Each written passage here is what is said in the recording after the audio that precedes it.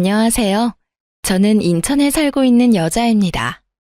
저는 막무가내로 굴던 시모와 절연을 한 지 3년이 다 되어 가는데요. 무엇보다 가족을 중시했던 제가 절연까지 하게 된 사연 함께 들어주시겠어요? 저와 남편은 오랫동안 연애를 하고 결혼을 했었어요. 오랜 연애를 바랐던 건 아니었지만 양쪽 다 형편이 녹록지 않았던 터라 미루다 보니 늦어진 결혼이었죠. 하지만 늦어진 보람도 없이 결혼식을 올리던 당시에도 저흰 여전히 힘들었고, 그렇다 보니 자연스레 시댁에서 결혼 생활을 시작하게 되었어요. 1, 2년가량 시댁에 지내며 돈을 더 모아 분가를 하기로 했었던 거였어요. 그 당시 시부께서 돌아가신 지도 얼마 되지 않아 시모 역시 저희의 합가를 환영하시는 분위기였고, 그렇게 나름 괜찮은 분위기에서 시작된 시댁살이었어요. 그래서 안심이라는 걸 했던 제 탓이었을까요? TV에서나 보던 시집살이가 예고도 없이 저를 찾아왔습니다. 그 당시 자녀 계획은 일단 뒤로 미뤄뒀던 터라 저는 보다 편한 마음으로 회사 생활을 하고 있었어요. 적금, 생활비, 용돈, 그 빠듯한 생활 속에서도 일정 금액을 친정엄마에게 주고 있었는데 그걸 우연히 시모가 알게 되었고 거기에서부터 시모의 핀잔과 막말이 시작되었어요. 너 정말 네 친정에 돈 주고 있니? 아, 네. 어떻게 아셨어요? 어제 너랑 네 남편이 하는 말 우연히 들었다. 너는 시집도 온 애가 왜 친정에 돈을 주는 거야? 아, 그게 엄마가 몸이 좋지 않으셔서 일을 할 수 없는 상황이거든요. 그래서 언니랑 저랑 조금씩 보태드리기로 했어요. 당시 친정엄마는 몸이 좋지 않으셨어요. 병원에 다니고 계시긴 했지만 이렇다 할 병명도 없었고 그렇게 마땅히 할 수 있는 치료가 없는 상태였죠. 상황이 그러하자 엄마는 일도 할 수 없었고 언니와 제가 조금씩 보태 생활비를 마련해주고 있던 상황이었습니다. 이 모든 건 남편과 합의된 상황으로 저희가 결혼하기 전부터 남편과 이야기를 나눠 남편이 흔쾌히 허락한 일이었죠. 뭐야? 아니 그게 말이 된다고 생각하니? 내 아들이 힘들게 번 돈으로 내 집에서 편하게 사는 그런 주제에 네가 왜 너한테 도움 하나 안 주는 친정에다 돈을 가져다 주니? 난 절대로 그 꼴은 못 보니 앞으론 친정으로 한 푼도 새나가는 일 없도록 해라. 알겠니? 어이가 없었어요. 친정을 돕는 건 제가 번 돈으로 그것도 형편껏 능력껏 돕고 있는 것이었고 그렇다고 제가 친정을 돕는다고 해서 시모에게 주는 생활비를 나 몰라라 하는 것도 아니었으니까요. 남편과 저 정확히 반반씩 모아 시모에게 생활비를 주고 있었는데 이런 사실을 뻔히 아는 사람이 저런 말을 하니 억지에 가깝다는 생각밖엔 들지 않았죠. 생각 같아선 그런 억지가 어디 있냐고 따지고 싶기도 했지만 그러진 않았어요. 이런 일이 있을 때마다 남편이 도와주기도 했고 어찌되었든 형편이 되지 않아 시댁에 얹혀 사는 건 맞으니 괜한 분란을 만들고 싶지 않은 마음에서였죠. 그렇게 시간은 흘러 엄마에게 용돈을 드리는 날이 되었고 전 다른 날처럼 방에서 봉투에 돈 봉투를 챙겨 친정으로 가려고 나서려던 때였어요. 어디선가 나타난 시모가 제 앞을 떡하니 가로막고 비켜주지 않는 것이 아니겠어요? 어머님, 왜 이러세요? 저 지금 나가봐야 하는데 좀 비켜주세요. 너 지금 어디 가니? 네 친정에 돈 주러 가는 거 아니니? 내가 지금 비켜주면 내 아들이 힘들게 번 돈 네 친정에다 고스란히 갖다 바칠 거 아니냐? 나는 절대 못 비켜줘. 그런 억지가 어디 있어요. 이 돈 그이가 번 돈이 아니라 제가 일해서 번 제 돈이에요, 어머님. 제가 어머님께 생활비를 안 드리는 것도 아니고 생활비랑 용돈까지 드리고 있잖아요. 그 돈은 고맙다는 말 한마디 없이 잘만 받아 쓰시면서 왜 저희 엄마한테 주는 돈은 안 된다고 하세요? 그건 그거고 이건 이거야. 하여튼 난 더는 아까운 내 아들 돈 낭비하는 꼴은 못 봐. 시모는 제 말을 아예 듣고 있지 않았고 앵무새처럼 같은 말만 반복한다 싶더니 제 가방마저 뺏어 들고 방으로 들어가 버리더군요. 가방을 되찾으려 문을 열어보았지만 이미 문은 잠겨 있었고 주먹으로 문을 두드려 봤지만 돌아오는 것은 침묵뿐이었어요. 어머님, 정말 왜 이러세요? 제 가방 빨리 돌려주세요. 이 문 좀 열라고요. 애도 아니고 다 큰 어른이 이런 행동을 하니 한대 쥐업할 수도 없고 참 난감하더라고요. 그래서 전 하는 수 없이 근처에 잠시 볼일을 보러 간다던 남편에게 연락을 했고 남편은 생각보다 빨리 집으로 돌아와 주었어요. 저에게 대충 상황을 전해들은 남편은 저보다 더 화가 나 있었고 주방으로 들어가더니 열쇠를 찾아와 시모 방문을 열어버렸죠. 엄마, 정말 왜 이러세요? 얼른 이 사람 가방 돌려주세요. 얼른요. 이게 다 너를 위해서 이러는 거야. 여자가 친정에 돈 갖다 바치기 시작하면 집안 망하는 건 순식간이야. 네가 알긴 알아? 시모는 말도 안 되는 억측을 내세우며 고집을 피우기 시작했고 남편은 그런 시모의 모습에 더 큰 화를 내며 고함을 질렀어요. 말은 똑바로 하세요, 어머니. 이게 어떻게 저를 위한 일이에요? 이건 그 누구도 위한 일도 아니라고요. 그리고 어머니도 용돈 받으시잖아요. 그것도 저하고 이 사람한테 다 받고 계시면서 왜 장모님께 드리는 용돈을 그렇게 반대를 하세요? 아니, 반대하실 자격이 있다고 생각하세요? 그 돈, 이 사람 돈이에요. 저도 간섭 안 하는 이 사람이 고생해서 번 이 사람 돈이라고요. 너 어떻게 말을 그렇게 하니? 시집온 며느리가 친정에 돈이나 갖다 바치는 꼴을 내가 그냥 보고만 있으라니 말이니? 어머니도 용돈 받으시잖아요. 어머니도 저한테나 이 사람한테나 용돈 받고 계시면서 왜 장모님 드리는 용돈은 한사코 반대하시냐고요. 다 됐고 어머니가 이렇게 싫다고 하시니 처가해 주던 용돈 이제 드리지 않을게요. 대신 어머니께 드리던 용돈도 앞으로 없을 겁니다. 이 사람도 저도 더는 어머니께 생활비 빼곤 일체 돈 드리는 일 없을 거라고요. 남편의 말에 시모는 그건 또 싫은지 아무 말도 하지 않고 있더군요. 도대체 이게 무슨 난리인지, 친정 부모님 용돈 드리는 일이 이렇게나 난리를 부릴 일인지 참 이해가 되지 않았습니다. 남편은 그런 저에게 시모에게서 뺏은 가방을 건네주더니 대신 사과를 하더라고요. 여보, 내가 진짜 면목이 없다. 내가 대신 사과할게. 미안해. 어? 아니야. 당신은 괜찮아? 난 괜찮아. 얼른 가봐. 장모님 기다리시겠다. 가서 맛있는 것도 사 먹고 좋은 시간 보내다 와. 여긴 걱정하지 말고. 남편은 이렇게 저의 등을 떠밀어 주었고 전 그 덕분에 그 난리통에서 벗어나 매달 그러했듯이 엄마와 시간을 보내다 용돈을 드리고 올 수 있었어요. 집으로 돌아오니 남편이 저녁을 준비하고 있었고 시모는 우물쭈물하며 잘 다녀왔냐고 하더라고요. 차마 미안했다고 말할 수 없어 저러나 보다 했던 전 시모의 인사를 받아주었고 그렇게 사건이 일단락 되었다고 생각했어요. 하지만 그게 아니었습니다. 시모는 제 생각보다 더 대단한 사람이더군요. 다음 날 저는 어김없이 회사에 출근했고 일을 하고 있는데 엄마에게서 연락이 오더군요. 회사 앞인데 잠시만 볼 수 있겠냐고요. 불안했어요. 회사 앞으로 찾아온 적은 없었던 엄마인데 약속도 하지 않고 갑자기 찾아온 건 좋은 일은 분명 아니라는 생각이 들었죠. 아니나 다를까 급하게 일을 처리하고 만나게 된 엄마의 표정은 좋지 않더군요. 애써 괜찮은 척 웃어 보이지만 저는 알 수 있었어요. 엄마, 무슨 일이야? 회사 앞까지 다 오고. 그게 이거 다시 받으렴. 그리고 앞으로 엄마 신경 안 써도 된다. 그동안 고마웠어.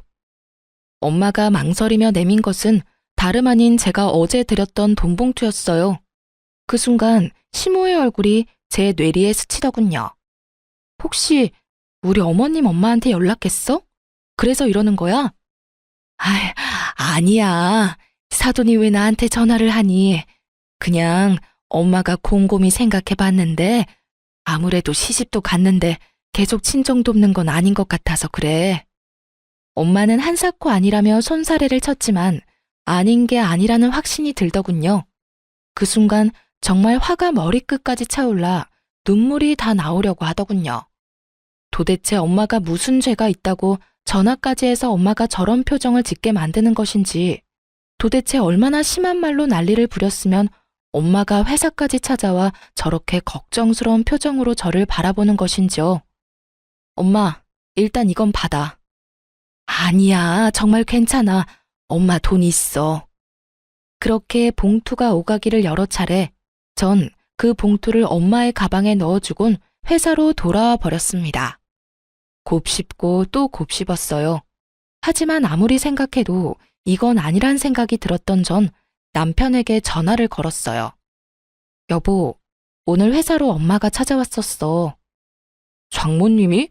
왜? 무슨 일 있으시대? 어제 드린 용돈 봉투 가지고 왔더라. 이젠 용돈 필요 없다고 하면서. 어? 갑자기 왜? 무슨 일이야 이게? 내 생각에 어머님이 엄마한테 연락한 것 같아.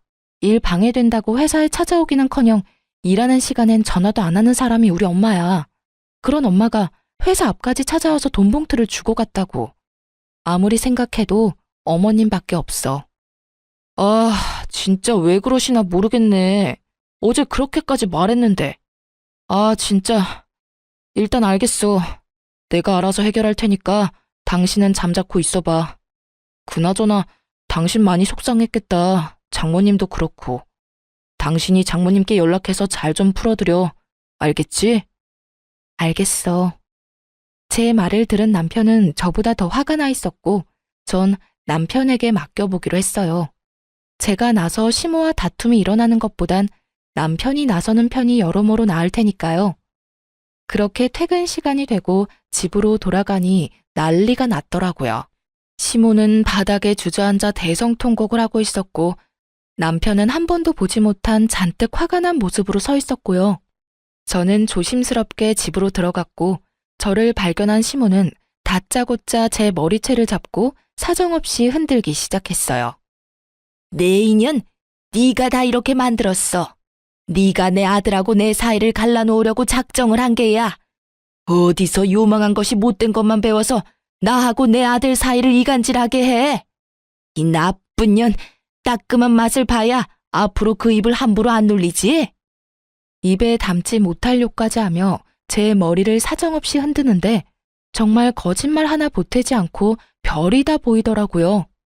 무슨 힘이 그렇게나 센지 아무리 발버둥 쳐도 시모의 손에서 벗어나지 못하고 있었죠. 갑작스런 상황에 크게 당황한 남편이 안간 힘을 쓰며 시모를 제지해준 덕분에 저는 가까스로 시모에게서 벗어날 수 있었죠. 시모는 정신이 나가버린 사람처럼 씩씩거리며 끊임없이 저에게 욕설을 내뱉고 있었고 그런 시모의 양쪽 어깨를 붙잡은 남편이 다시 한번 정확히 시모에게 일러주더라고요. 어머니, 일이 이렇게까지 된 건 다른 누구의 탓도 아닌 어머니 때문이에요. 어머니의 그 못된 심보 때문이라고요. 어떻게 장모님께 전화까지 해서 그런 말씀을 하실 수가 있어요? 장모님이 무슨 잘못을 하셨다고요?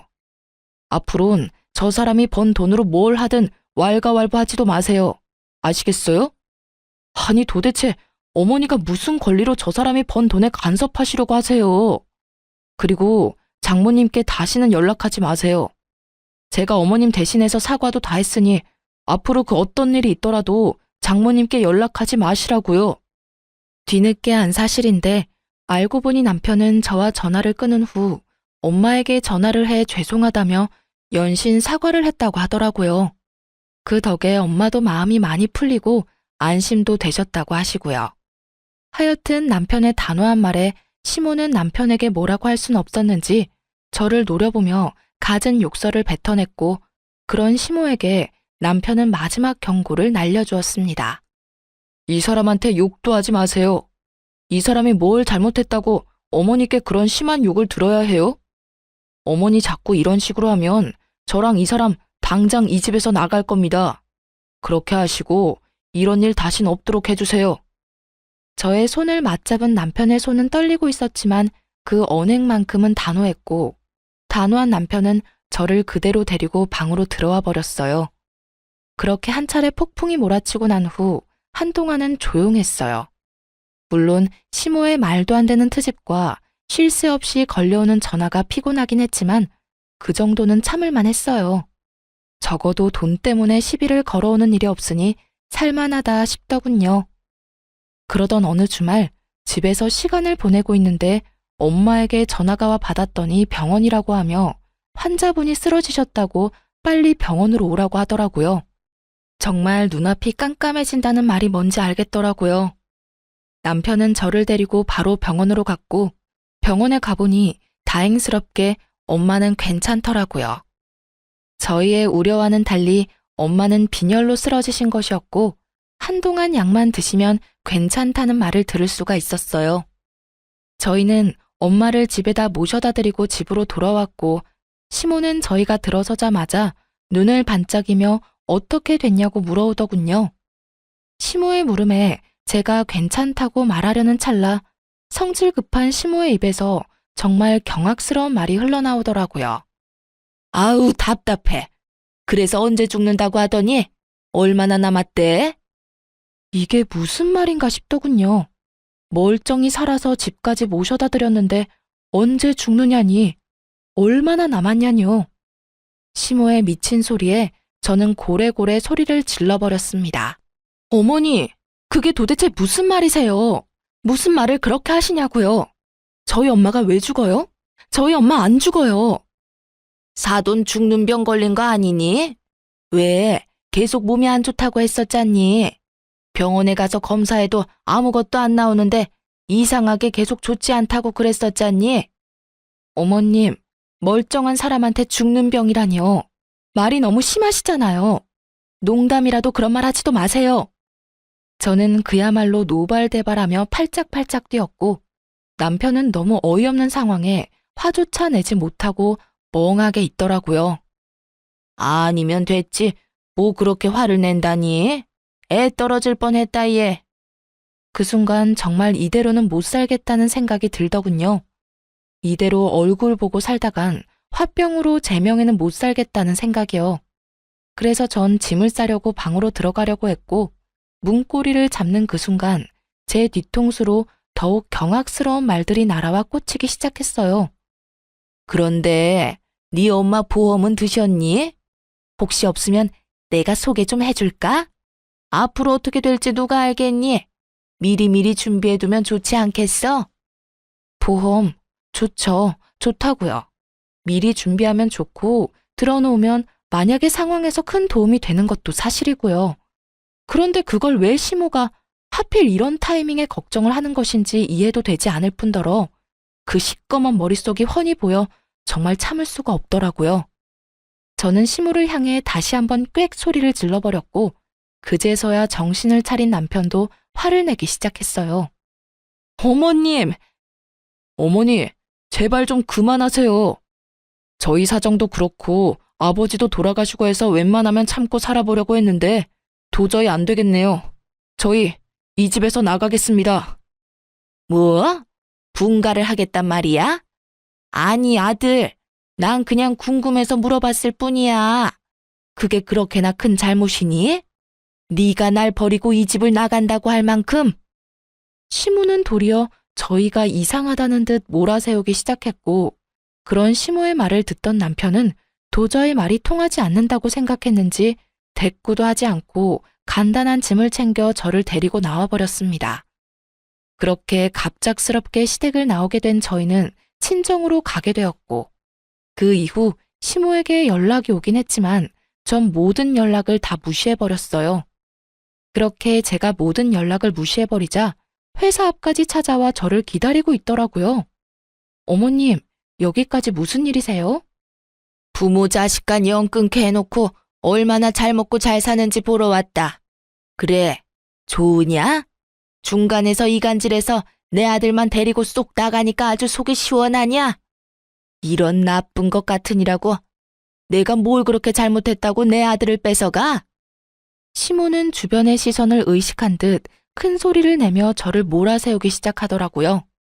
모르긴 몰라도 저에게 부모 자식 간의 연을 끊게 만든 나쁜 년이라는 낙인이라도 찍고 싶은 모양이었어요.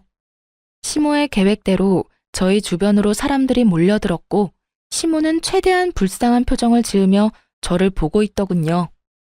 어머님, 오죽했으면 아범이 집을 나가자고 했겠어요. 어머님이 제가 친정에 드리는 용돈부터 시작해서 사사건건 다 걸고 넘어지셨잖아요. 그것뿐인가요? 멀쩡히 잘 살아 계시는 저희 엄마한테 뭐라고요? 언제 죽냐고요? 죽을 병 걸린 거 아니냐고요?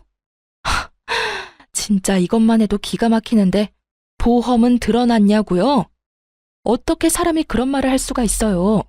멀쩡히 살아있는 사람을 상대로 어떻게 그런 말을 할 수가 있냐고요?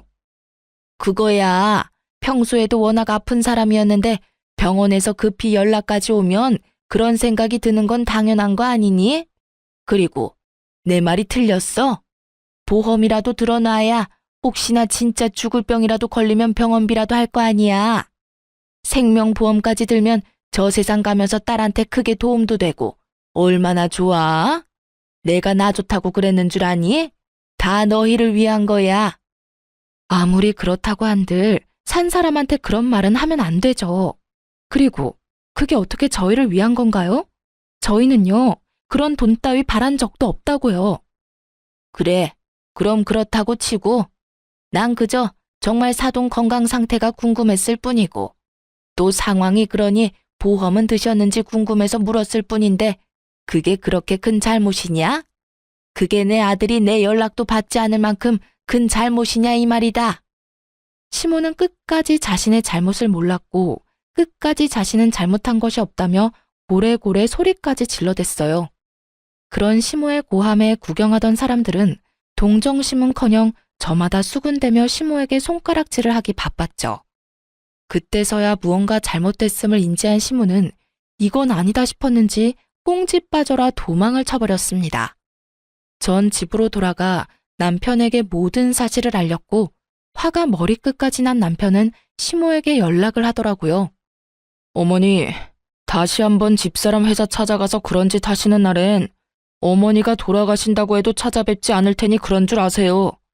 하나 있는 아들하고 영 끊고 싶지 않으시다면 두 번 다신 집사람 괴롭히지 말란 말이에요. 남편의 말에 고함을 지르는 시모의 목소리가 들려왔지만 남편은 가차없이 전화를 끊어버렸고 그 뒤론 시모에게선 연락이 오지 않았어요. 그렇게 저흰 부지런히 살았고 친정살이를 한 지 1년이 되던 해에 작지만 저희만의 보금자리를 얻을 수 있게 되었어요. 엄마는 진심으로 저희의 앞날을 빌어주셨고 저흰 새로운 집에서 새롭게 시작하는 마음으로 잘 살아가고 있었죠. 그러던 어느 날 퇴근을 하고 돌아온 남편의 표정이 좋지 않더라고요.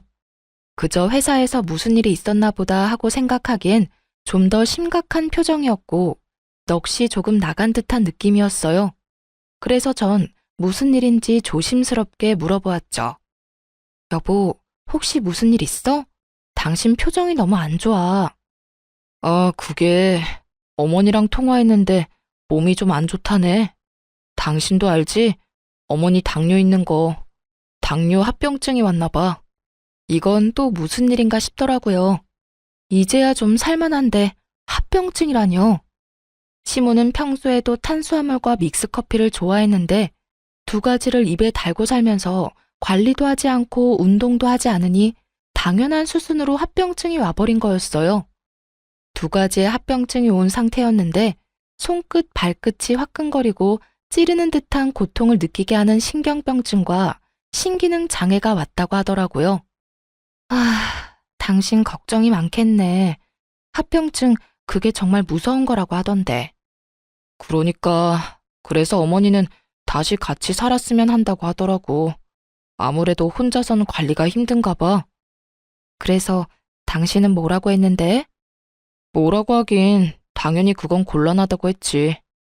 난 두 번 다신 어머니가 당신 괴롭히는 거 보고 싶지 않아. 그리고 어머니한테 더는 실망하고 싶지 않기도 하고. 남편은 꽤 단호했지만 그래도 내심 마음에 걸리는 듯 보이더군요. 저 역시도 그렇게나 미운 시모가 걱정이 됐는데 하나뿐인 자식인 남편은 오죽하겠나 싶어 고민하던 끝에 이렇게 말해주었어요. 여보, 나 솔직히 말하면 어머님이랑 다시 같이 사는 거 정말 싫어. 그런데 당신이 원한다고 하면 기꺼이 당신 뜻에 따를 거야. 난 어머님이 싫은 거보다 당신이 후회하면서 사는 게 더 싫으니까. 남편은 고민해보겠다고 했고 그날 이후 저는 아무 말도 하지 않고 남편의 결정을 기다렸어요.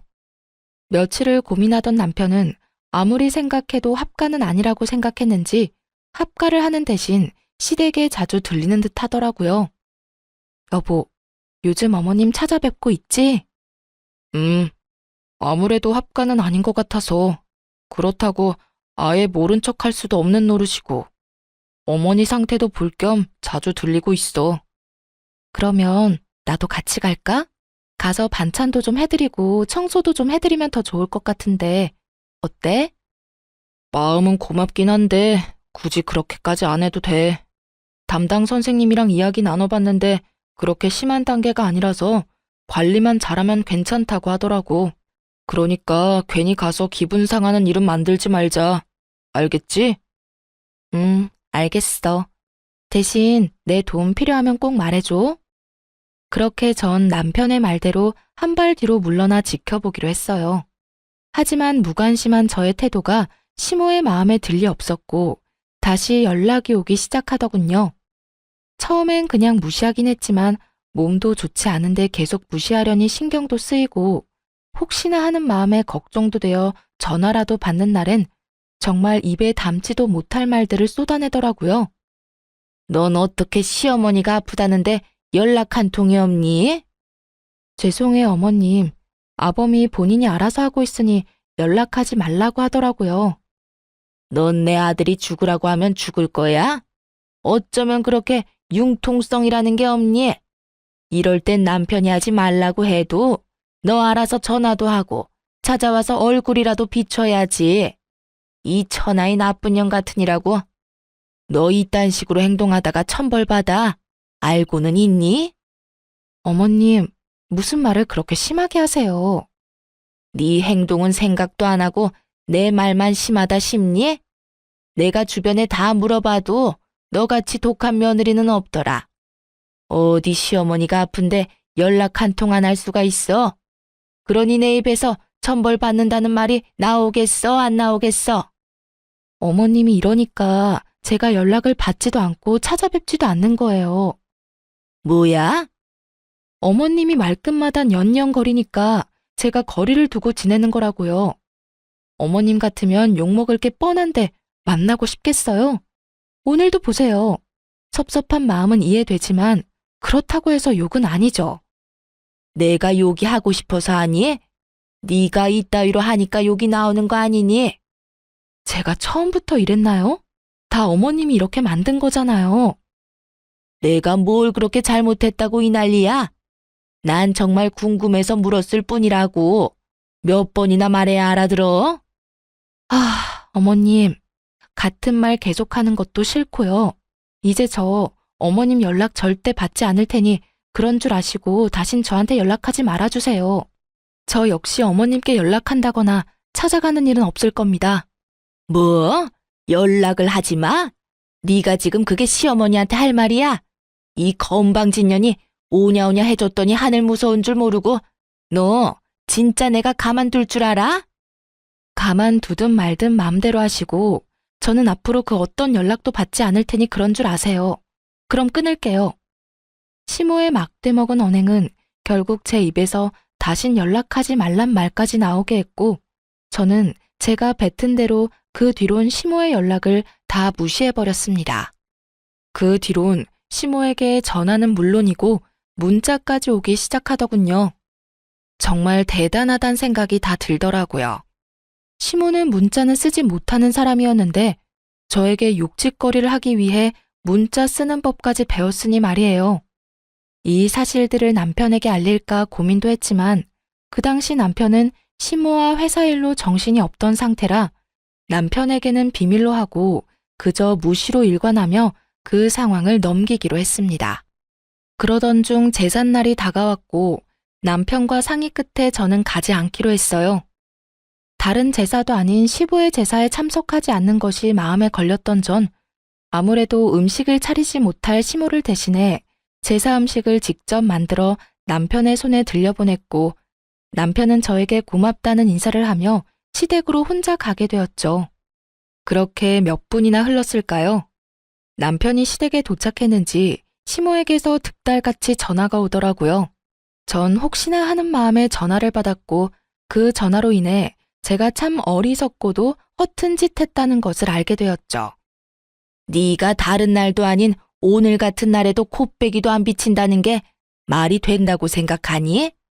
도대체 친정에서 뭘 배웠길래 이딴 행동을 하는 게야? 사돈도 아니? 네가 이따위로 행동하고 있다는 거? 어머니, 제발 좀 그만하세요. 제가 오지 말라고 했다고요. 어머니랑 부딪혀봤자 좋을 거 없어서 제가 오지 말라고 했다고요. 난리도 그런 난리도 없더라고요. 저에게 모진 말들을 서슴없이 뱉어내는 시모와 그런 시모를 말리는 남편. 어머님, 제가 말씀드리지 않았나요? 앞으로 어머님 보지 않고 살겠다고요. 그래서 오늘 같은 날도 안 왔다 이거니? 그걸 변명이라고 하는 거야? 변명이 아니라 저는 앞으로 어머님 집엔 발길도 하지 않을 거라고 말하는 거예요. 그러게 저한테 왜 그렇게까지 하셔서 이런 날 이런 상황까지 만드세요? 저를 탓하지 말고 어머님이 이때껏 저한테 한 행동을 돌아보세요. 그러면 제가 왜 이렇게까지 하는지 충분히 아실 거예요. 시모는 남편의 말도 제 말도 듣지 않고 있더라고요. 옆에서 들려오는 남편의 말에도 제가 한 말에도 대꾸조차 하지 않은 채 오로지 본인의 말만 쏟아내고 있었으니까요. 한마디로 말이 통하지 않는 상태였어요. 너는 진짜 벌 받을 거다. 암 그렇고 말고. 어떻게 며느리가 하나뿐인 시아비 제사에 안 올 수가 있니? 이딴 음식이나 보내면 끝이야? 누가 이딴 음식 만들어 달라고 했냐? 네가 도대체 우리 집을 어떤 식으로 생각하길래 이딴 식으로 나오냔 말이야? 어머니, 제발 이러지 좀 마세요. 그 사람이 어머니 음식하기 힘들다고 오늘 내내 준비한 거라고요. 그걸 왜 쏟아버리세요? 시모의 고함과 함께 제가 보낸 음식들이 쏟기는 소리가 들려오는가 싶더니 이내 남편의 화내는 소리와 함께 전화가 끊겨버리더군요. 그렇게 끊겨버린 휴대전화를 들고 한참을 멍하니 있었던 것 같아요. 도대체 내가 무슨 잘못을 얼마나 했길래 이런 취급과 이런 말들을 들어야 할까? 복잡한 생각들이 가득했던 것 같아요. 단 한 가지 확실한 건 이로써 시모와 저의 인연은 여기서 끝이라는 것이었죠. 저의 마지막 인내심과 마지막 대우는 산산조각 나버렸으니까요. 이윽고 시댁으로 갔던 남편이 엉망이 되어버린 음식을 가지고 돌아와 저를 보며 울더군요. 왜 울어 여보? 아, 진짜 당신한테 너무 미안하다. 기껏 만들어준 음식인데 이렇게 다 엉망이 되어버렸어. 이깟 음식이 뭐라고 울어. 난 괜찮아. 정말 괜찮아. 미안해 정말. 나 때문에 그런 몹쓸 말까지 듣고. 내가 진짜 미안해. 앞으로 내가 더 잘할게. 당신 상처받은 만큼 내가 더 잘할게. 이러면서 우는데 제가 뭘 할 수 있겠어요? 그저 괜찮다고 하며 남편을 안아주는 수밖에요. 그날 이후 남편은 시댁에 가는 일은 거의 없었고 시모 역시 저에게 연락이 오지 않더군요. 그렇게 몇 달. 저는 안심하며 나름 평화로운 생활을 지내고 있었어요. 그러나 어느 날 저의 그 안일한 마음을 비웃기라도 하듯 아주 대단한 일이 저를 기다리고 있더군요. 그날도 다른 날과 똑같이 회사를 마치고 들뜬 마음으로 집으로 향했고 현관으로 다가가는데 그곳엔 생각지도 못한 사람이 기다리고 있더군요. 네, 맞습니다. 그 사람은 바로 시모였어요. 시모는 현관문 앞에서 저를 기다리고 있었고 집 앞까지 찾아온 시모를 하는 수 없이 집으로 들이게 되었어요. 밖에서 기다리게 해서 죄송합니다. 이 정도 말은 해야 하는 거 아니니? 내가 밖에서 몇 시간을 기다린 줄 알아? 몸도 성치 않은 내가 말이다. 저랑 약속하고 온 것도 아니고 아무 말도 없이 불쑥 찾아오신 건 다름 아닌 어머님이세요. 그런데 왜 제가 사과까지 해야 하나요? 이게 사과가 필요한 상황이라고 생각하세요? 전 아닌데요. 네가 이러니까 내가 널 싫어하는 거야. 아주 사람 질리게 하는 재주가 있구나. 저 어머님이랑 얼굴 붉히고 싶지 않아요. 그러니 할 말 있으시면 얼른 하시고 돌아가 주세요. 제 말에 시모는 저를 쏘아보더니 가방 안에서 종이 한 장을 내밀더군요. 이게 뭐예요? 뭐긴 뭐야. 각서다. 거기에 네 도장 좀 찍으렴. 저는 시모가 내민 각서를 살펴봤고 그 내용은 그야말로 가관이었습니다. 신장 이식이라니 지금 저보고 신장 이식 각서에 도장을 찍으란 말인가요? 그래. 다 읽어봤으면 얼른 도장 찍으렴. 도장 찾기 힘들면 지장도 괜찮으니 편한 대로 해.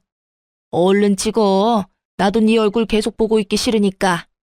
시모가 내민 각서의 내용은 본인의 신장이 더 악화되면 제가 신장 이식을 해줘야만 한다는 것이었어요. 너무 기가 막히니 진짜 웃음이 나더라고요. 그렇게 한참을 소리내 웃던 전 겨우 마음을 진정시키고 시모에게 물었어요. 왜 제가 여기에 도장을 찍어야 해요? 지금은 몰라도 언젠가는 이식이 필요하지 않겠니? 내 아들한텐 절대 못 받고 그럼 남은 사람이 넌데 시집 와서 한 거라곤 하나 없으니 이식이라도 해줘야 하지 않겠어? 아, 그러니까 때가 되면 잔말 말고 신장 이식이나 해내라. 이 뜻이네요? 그래, 다행스럽게 말귀는 잘 알아먹는구나. 제가 왜 당연히 해드린다고 생각하고 계시는지는 모르겠는데 잘 들으세요. 어머님, 저는 절대로 이식 같은 생각해 본 적도 없고 해드릴 생각도 없어요. 그러니 이 각서 가지고 돌아가 주세요. 얼른 찍어. 나는 오늘 무슨 일이 있어도 이 각서에 네 지장이라도 찍고 갈 거니 그런 줄 알고 얼른 찍으란 말이야. 싫다고 말했잖아요. 이렇게 우긴다고 되는 문제가 아니잖아요. 저는 소리를 확 질러버렸고 시모는 그런 저를 잠시 노려보는가 싶더니 이내 웃으며 이렇게 말하더군요. 내가 너 그럴 줄 알고 다 준비했다. 이렇게 말한 시모는 가방에서 인주를 꺼내더니 제 손을 잡고 강제로 도장을 찍으려고 안간 힘을 쓰더라고요. 정말 그 순간 시모에게 빚진 빚쟁이도 아니고 이게 도대체 뭐 하는 짓인가 싶더군요. 어머님, 이거 왜 이러세요? 이 손 놔주세요. 얼른 찍어라, 얼른. 네가 이렇게 버틴다고 될 일이 아니야. 어머님이야말로 이 손 놔주세요. 저 역시 안간 힘을 쓰며 종이를 피했고 그 순간 현관문이 열리면서 남편이 들어와 모든 광경을 봐버렸어요. 남편은 뭐 하는 짓이냐며 각서를 빼앗아 들었고 내용을 빠르게 읽어내려간 남편이 얼른 각서를 찢어버리더군요. 어머니, 정말 제정신이세요? 미치지 않고서야 어떻게 이런 걸 가지고 와서 이딴 짓을 하실 수가 있으세요? 아들, 그런 게 아니라 너도 알다시피 언젠가는 이식이 필요할 거 아니야. 그래서 이 엄마는 만약의 상황을 대비해서 각서라도 남겨두려고 한 거야. 아무리 시모가 좋게 설명하려고 한들 개소리는 개소리일 뿐 사람 말이 될 수 없었죠. 시모의 말에 화가 더욱 머리끝까지 차오른 남편은 낮은 음성으로 이렇게 말하더군요. 어머니, 저 이제 어머니하고 영 끊겠습니다. 그러니 다시는 찾아오지도 마시고 연락도 하지 마세요. 아마 연락해도 연결이 되지 않을 겁니다. 내일 날 박는 대로 전화번호도 바꿔버릴 거니까요. 남편의 말에 시모는 그게 무슨 말이냐며 난리가 났지만 이미 늦은 일이었죠. 겨우겨우 참고 있던 남편의 화를 결국 터져버리게 한 건 장본인이었으니까요. 아들, 그러지 말고 잘 좀 생각해봐. 내가 너한테 신장 이식을 해달라고 할 수는 없지 않니? 어떤 부모가 자식 장기를 이식받고 싶겠어? 그러면 이 사람은요? 어머니, 이 사람도 누군가에겐 소중한 자식이에요. 그런데 어떻게 어머니는 이 사람을 이렇게나 하찮게 여기세요? 왜 이렇게 막대하시냐고요? 나는 그런 게 아니라 저 물건이 도장 찍으라고 해도 안 찍고 버티니까 하는 수 없이 그랬어. 그러니까 애초에 이 사람이 왜 그런 말도 안 되는 각서에 도장을 찍어야 하냐고요? 그러면 내가 그 힘들다는 투석을 받아야 한다, 이 말이야? 그런 말이 아니잖아요. 병원에서도 관리만 잘하면 괜찮다고 하고 혹시나 그런 상황이 되면 저한테 말씀하시면 되는 일이잖아요. 왜 이 사람한테 이 난리냐고요? 저는 안 되고 이 사람은 당연히 해줘야 한다는 그런 파렴치한 생각을 버리시란 이 말이에요. 남편의 말에 시모는 대꾸할 말이 없는지 아무 말도 하지 않고 가만히 있더라고요. 남편은 그런 시모를 아무 말 없이 바라만 보다 이윽고 무거운 입을 열었어요. 어머니, 다 됐으니까 당장 나가주세요. 다신 찾아오지도 마시고요. 오늘부로 저는 어머니 아들 안 할 겁니다. 그러니 어머니도 아들 없는 셈 치고 잘 사세요. 건강관리 잘 하시고요. 그렇게 시모는 남편의 손에 끌려 쫓겨나게 되었고 장작 1시간이 넘는 시간 동안 밖에서 울고 불고 행패를 부리다 집으로 돌아가더군요. 늦은 밤 남편은 저의 손을 붙잡고 이렇게 이야기하더군요. 여보, 미안해. 진작 내가 이렇게 해야 했는데. 연을 끊는다고 결정 내리는 게 쉽지 않더라고. 아니야, 이해해. 지금이라도 그런 결정 내려줘서 난 고마워. 그런데 당신 정말 괜찮겠어?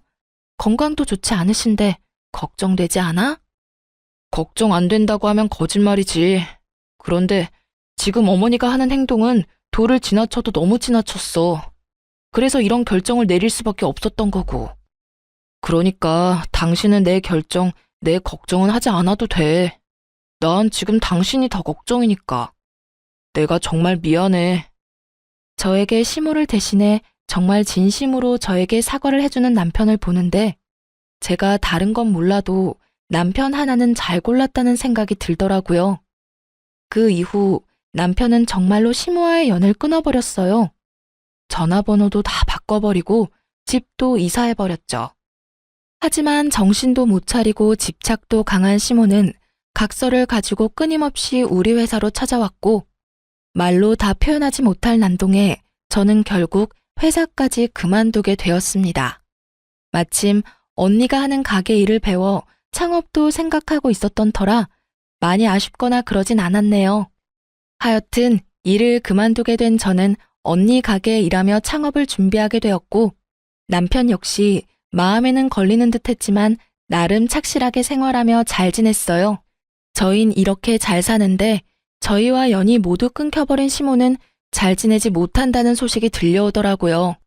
들리는 소식엔 시모는 여전히 탄수화물을 과할 정도로 섭취하고 짜고 단 것을 즐기는 건 기본이고 커피 믹스도 하루에 2~3잔씩 먹어댔다고 하더라고요. 그 결과 결국 신장투석을 받으러 다니고 있다고요. 우리 회사 앞까지 찾아와 난리를 부릴 시간에 관리했더라면 투석까진 가지 않았을 텐데 말이죠. 가끔 만약을 생각해 보곤 해요. 아주 만약에 시모가 저에게 조금이라도 잘 대해줬더라면 시모가 저에게 인간 대 인간, 여자 대 여자로 조금의 이해심을 베풀어줬더라면 지금쯤 어떤 모습일지에 대해서요. 이식은 뒷문제겠지만 적어도 이식 적합성 검사 정도는 기꺼이 하지 않았을까 싶네요. 뭐 이미 엎질러진 물이고 이런 생각을 더해봤자 시간 낭비이기에 더는 길게 하지 않긴 했지만요. 요즘 저흰 잘 지내고 있어요. 저에게 소중한 보물이 찾아온 지 5주째 되어가고 있어요. 저희는 이렇게 행복을 느끼며 하루하루 잘 살아가고 있지만 나 홀로 투석하며 힘겹게 지내고 있을 시모를 생각하면 마음이 좋진 않긴 하지만 그런 생각이 들 때마다 그 생각의 끝은 늘 같았어요. 자업자득이라고 말이에요. 임신 후 저희가 가장 많이 주고받는 말은 다름 아닌 이것인데요. 여보, 당신은 내 뱃속에 우리 아기가 딸이었으면 좋겠어, 아들이었으면 좋겠어? 딸, 무조건 딸. 그러다 아들이면 어쩌려고 그래? 아들이어도 괜찮겠지만 이왕이면 당신 닮은 딸이었으면 좋겠어. 너무 예쁠 것 같지 않아? 그런데 왜 엄마 촉이라고 해야 하나? 난 아들 같아, 여보. 아, 정말? 뭐, 아들도 좋아. 딸이든 아들이든 건강하게만 무사히 태어나주면 고마울 것 같아. 당신은? 나도 아들이든 딸이든 상관없는데 다만 고생시키지 말고 한 방에 좀 나와줬으면 좋겠어.